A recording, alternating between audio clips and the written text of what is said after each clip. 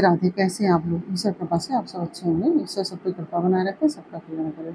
आज मैं बता रही हूँ एकादशी कब है। जो वैशाख मास के कृष्ण पक्ष की जो एकादशी है, वरुथनी एकादशी, जिसको वरुथनी एकादशी के नाम से जाना जाता है, वह एकादशी कब है और उसका शुभ मुहूर्त क्या है, पारण का समय क्या है, ये सब जानकारी मैं आपको देने जा रही हूँ। तो क्योंकि ज़्यादातर एकादशी 2 दिन पड़ जाती है, तो लोगों को बड़ा कन्फ्यूजन होता है कि किस दिन मैं व्रत रखूँ। जैसा कि मैं हमेशा ही बताती हूँ कि 10वीं वेदी एकादशी कभी भी नहीं रह जाती है, हमेशा द्वादशी वेदी एकादशी रही जाती है। और एकादशी वर्ष में 24 एकादशी होती है, और यदि अधिक मास है तो 26 एकादशी होती है। एक कृष्ण पक्ष की एकादशी होती है, एक शुक्ल पक्ष की एकादशी होती है। इस तरह से महीने में 2 एकादशी होती है। तो अब ये प्रश्न उठता है कि एकादशी व्रत हम कब करें, 3 मई को या 4 मई को। पंचांग के अनुसार इस बार वैशाख माह के कृष्ण पक्ष की वरुथनी एकादशी का शुरुआत 3 तारीख को, दिन शुक्रवार 2024 को रात्रि में 11:24 पे हो रही है, और जिसका कि समापन 4 मई को 2024 को दिन शनिवार को रात में 8:38 पर होगा। तो अब यह प्रश्न उठता है कि हम व्रत रखें तो किस दिन रखें। तो हिंदी पंचांग के अनुसार वैशाख मास की कृष्ण पक्ष की जो एकादशी है, वह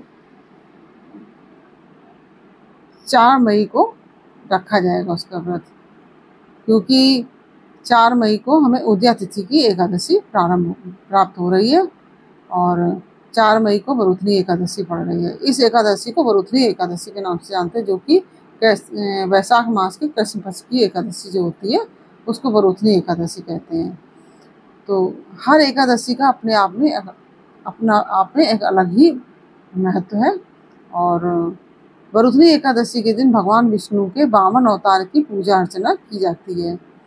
अब इसका हमारे जीवन में क्या महत्व है, यह भी मैं आपको बता रही हूँ कि वरुथनी एकादशी का व्रत रखने से बुरे भाग को भी बदला जा सकता है, और इस व्रत को रखने वाले व्यक्ति के जीवन में समृद्धि, प्रचुरता और सौभाग्य की प्राप्ति होती है। सुख, समृद्धि, सौभाग्य आदि की प्राप्ति होती है, और इस पावन दिन व्रत रखने से मोक्ष की प्राप्ति होती है। और जो कि मैंने एकादशी, जो वरुथनी एकादशी की है, कथा मैंने आपको पहले वीडियो में डाल रखी है, आप कथा वहाँ से सुन लीजिएगा, और नहीं तो मैं आपको संक्षेप में अभी बता दूंगी कथा।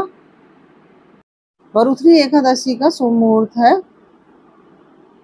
जो कि एकादशी अभी हमने आपको बताया ना कि 3 मई को 11:24 पर प्रारंभ हो रही है, तो इसलिए ये रात्रि में प्रारंभ हो रही है, दिन में नहीं प्रारंभ हो रही है। और जो 4 तारीख को एकादशी है वो रात में 8:38 तक रहेगी। तो इसलिए उदया तिथि के अनुसार हम सबको 4 तारीख को ही एकादशी का व्रत करना चाहिए। और उसमें पूजन का विधि जो है वो, जैसा कि मैं हमेशा ही आप सबको बताती हूँ कि सुबह जल्दी में उठ के आप स्नान आदि से निवृत्त हो जाएं, और घर के मंदिर में आप संकल्प लें व्रत का, और भगवान विष्णु की पूजा अर्चना करें, उनका गंगा जल से और गाय के दूध से आप स्नान आदि कराएं, अभिषेक करें उनका, और दीप प्रज्वलित करें घर के मंदिर में, और भगवान विष्णु को पुष्प, पीले रंग के पुष्प और तुलसी दल अवश्य अर्पित करें। और अगर संभव हो जाए तो पूरे दिन व्रत करें, और नहीं व्रत कर सकते हैं तो आप खाली पूजा अर्चना भी कर सकते हैं, आरती वगैरह करें, इसके बाद भगवान को भोग लगाएं।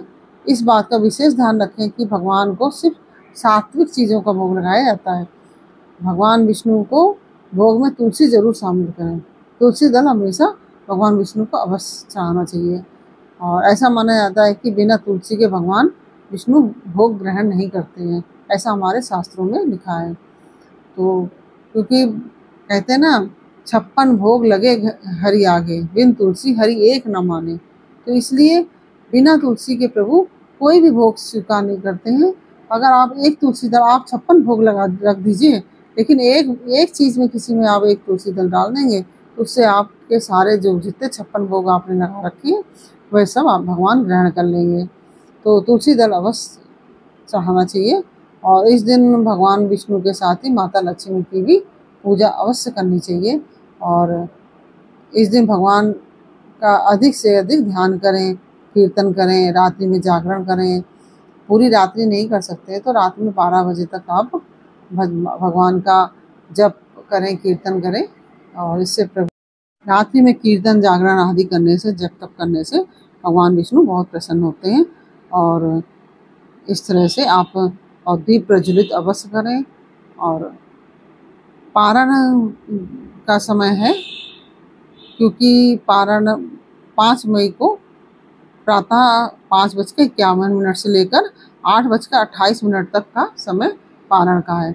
तो इस बीच आप पारण कीजिए और भगवान की कृपा आपको प्राप्त हो। और यह मैंने आपको जानकारी दी है कि वैशाख जो एकादशी है उसमें हम व्रत कब रखें, ये भी मैंने आपको बताया, शुभ मुहूर्त भी बताया और पारण का भी शुभ मुहूर्त मैंने आपको बताया। और मैं आपको कथा भी बता देती हूँ, क्योंकि कथा मैं डाल चुकी हूँ उसमें, फिर भी थोड़ा सा आपको बता देती हूँ। प्राचीन काल में नर्मदा नदी के तट पर मांधाता नामक एक राजा राज करता था। वह अत्यंत दानशील एवं तपस्वी था। एक दिन वह जंगल में तपस्या कर रहा था। उसी समय एक जंगली भालू आकर उसका पैर चबाने लगा। वह पूर्ववत अपनी तपस्या में लीन रहा। कुछ देर बाद पैर चबाते चबाते भालू राजा को घसीटकर वन में ले गया। राजा बहुत घबराया, लेकिन तापस धर्म अनुकूल उसने क्रोध और हिंसा न करके भगवान विष्णु से प्रार्थना की। उसकी पुकार सुनकर भगवान श्रीहरि विष्णु प्रकट हो गए और चक्र से भालू को मार डाला। राजा का पैर भालू पहले ही खा चुका था। इससे राजा बहुत दुखी हुआ और भगवान विष्णु ने उसे दुखी देखकर कहा कि हे वत्स, तुम दुखी मत हो, तुम मथुरा जाओ और भरथनी एकादशी का व्रत रखकर मेरी बारह अवतार भगवान का था उनकी मूर्ति की पूजा करो। उसके प्रभाव से पुनः सुदृढ़ अंग हो जाएंगे तुम्हारे। और इस भालू ने जो तुम्हें काटा है यह तुम्हारा पूर्व जन्म का अपराध था। और भगवान की आज्ञा मानकर राजा मांधाता ने मथुरा जाकर श्रद्धा पूर्वक भरथनी एकादशी का व्रत किया। व्रत के प्रभाव से राजा शीघ्र ही पुनः सुंदर अंगों वाला हो गया और स्वर्ग की प्राप्ति हुई राजा को। इस प्रकार से यह कथा हुई।